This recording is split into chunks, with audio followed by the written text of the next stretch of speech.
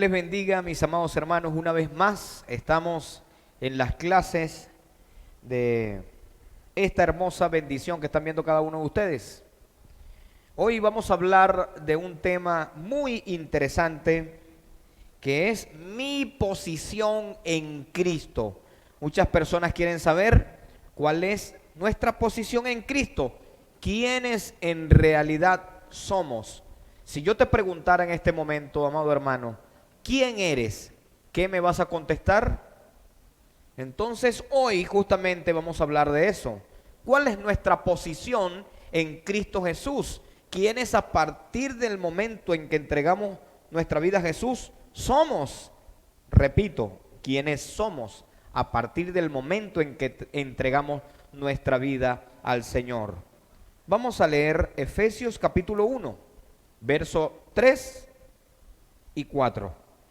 Bendito sea el Dios y Padre de nuestro Señor Jesucristo, que nos bendijo con toda bendición espiritual en los lugares celestes en Cristo, según nos escogió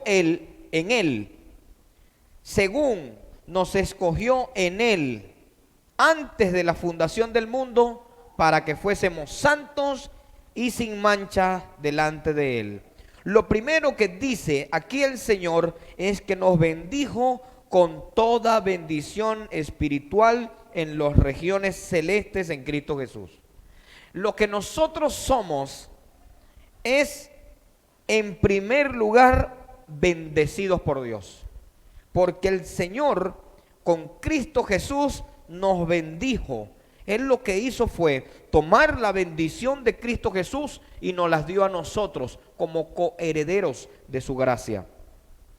Entonces somos bendición, repita conmigo ahí, yo soy la bendición de Dios.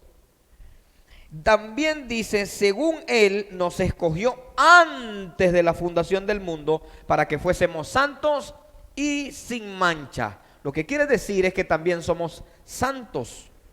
La palabra santo quiere decir apartados o apartado. No quiere decir que son esos santos a los que nosotros nos referimos como estatuillas, muñecos, imágenes o cosas como esas. Cuando se está refiriendo a la palabra santo, el Señor está diciendo que somos apartados para Él. Entonces, mi posición primera en Cristo es que nosotros somos bendición y que también somos apartados para Él. ¿Para qué? Para que seamos sin mancha. ¿Qué quiere decir eso? Que en nosotros comience una vida nueva, que en nosotros ya no se repita la misma historia que hemos estado viviendo, que las cosas que nosotros hacíamos antes, que no le agradan ni a Dios, ni a nuestra familia, ni a la sociedad, de manera moral, espiritual y ética, ahora nosotros la transformamos, o mejor dicho, el Señor cambia el sentido, el rumbo de nuestra vida y ahora somos agradables a Él. Mira lo que dice 2 Corintios capítulo 5, verso 17. De modo que si alguno está en Cristo, nueva criatura es. Mi posición en Cristo, también soy una nueva criatura. ¿Qué quiere decir eso? Que cuando yo llego a los pies de Cristo, las cosas viejas, dice Él, las cosas viejas pasaron. He aquí todas son hechas nuevas. Lo que quiere decir es que las cosas que yo estaba haciendo antes que me perjudican y que me dañan, no las hago más, sino que todas esas cosas pasaron. No solamente eso, sino también hay cosas que nos agobian, que nos causan depresión, ansiedad, angustia, que nos causan temor. Todas esas cosas ya pasaron porque ahora estamos en Cristo Jesús y somos unas nuevas criaturas. Pastor, pero yo antes le tenía miedo a salir a la calle, pero ahora tienes que vivir en confianza porque Dios está contigo. Pastor, a mí me da miedo comenzar una nueva relación porque a mí me hirieron cuando yo estaba joven o cuando tal vez inicié una relación, me fue muy mal y ahora me da temor hacerlo. Pero sabes que la Biblia dice que somos nuevas criaturas, que las cosas viejas pasaron y que aquí, a partir de ahí, todas son hechas nuevas. ¿A partir de dónde? Del momento en que entregamos nuestra vida a Cristo Jesús. Efesios capítulo 2, verso 1 al 10 dice: y Él os dio vida a vosotros cuando estabais muertos en vuestros delitos y pecados, en los cuales anduvisteis en otro tiempo, siguiendo la corriente de este mundo, conforme al príncipe de la potestad del aire, el espíritu que opera en los hijos de desobediencia, entre los cuales también todos vosotros vivimos en otro tiempo en los deseos de vuestra carne, haciendo la voluntad de la carne y de los pensamientos, y éramos por naturaleza hijos de ira, éramos lo mismo que los demás.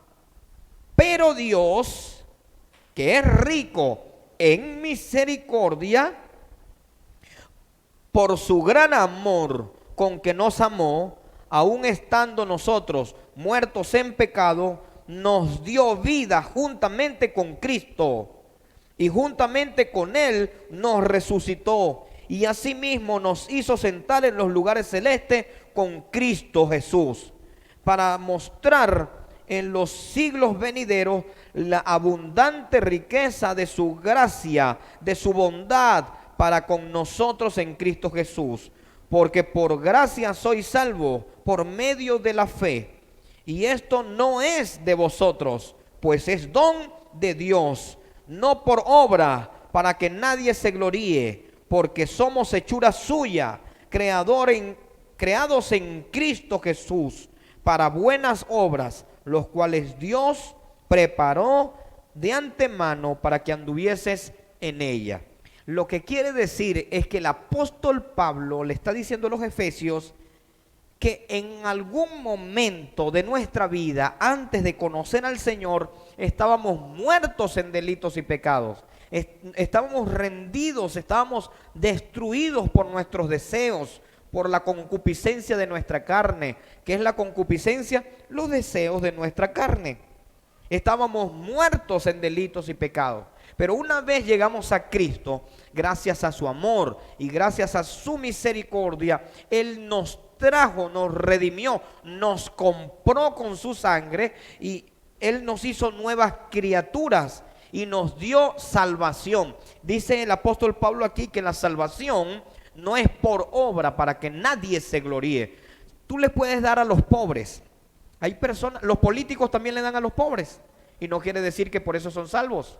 Entonces, tú puedes darle a los pobres, puedes hacer comidas, puedes hacer vendimia, puedes hacer pollada, puedes repartir todos tus bienes, pero la salvación no es por obras. Dice ahí que la salvación no es por obra para que nadie se gloríe. La salvación es por fe. Tú crees en el Señor Jesucristo, inmediatamente Él te da salvación y vida eterna. Entonces nuestra posición en Cristo aquí es que somos hechuras suyas a partir del momento en que el Señor nos redimió.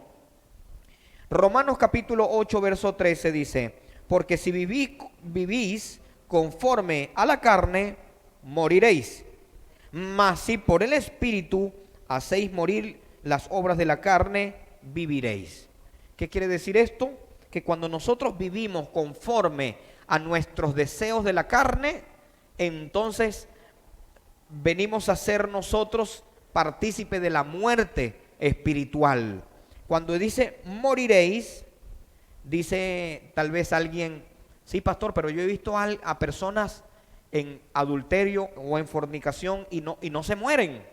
Pero es que está hablando aquí de la muerte espiritual, no está hablando de la muerte física, está hablando de la muerte espiritual.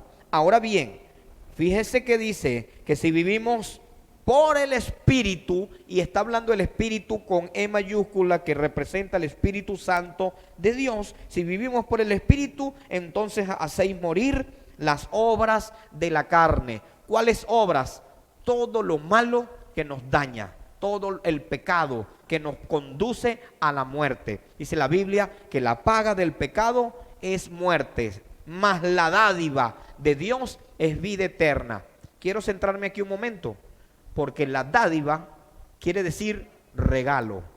La dádiva de Dios es un regalo que Él te da. La salvación es un regalo, no es un mérito. Nadie se merece la salvación. Él murió en la cruz del Calvario y tomó esa posesión, o mejor dicho, tomó posesión, sí, de la salvación y nos la entregó a nosotros, nos la regaló.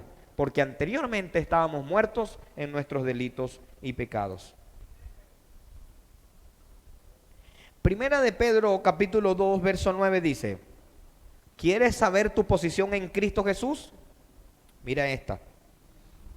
Mas vosotros sois linaje escogido, real sacerdocio, nación santa, pueblo adquirido por Dios, para que anunciéis la virtud de aquel que os llamó de las tinieblas a la luz admirable.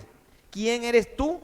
Tú eres, di conmigo, repite conmigo: yo soy linaje escogido, real sacerdocio, nación santa, pueblo adquirido por Dios. Tú eres real sacerdocio, vienes de la realeza y vienes también del sacerdocio de Cristo Jesús. Tú eres heredero de la realeza y además de eso eres sacerdote.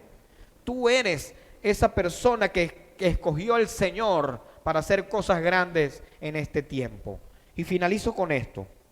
Hay un calificativo con el que se conoce al que ha creído en el Señor, y es la palabra evangélico. Déjame decirte que la palabra evangélico no aparece en la palabra de Dios. Ese texto o esa palabra, digámoslo así, no aparece en las escrituras por ninguna parte. Sin embargo, obviamente sí, se nos conoce como evangélicos, pero no aparece. Entonces, en realidad, ¿quiénes somos según la palabra del Señor?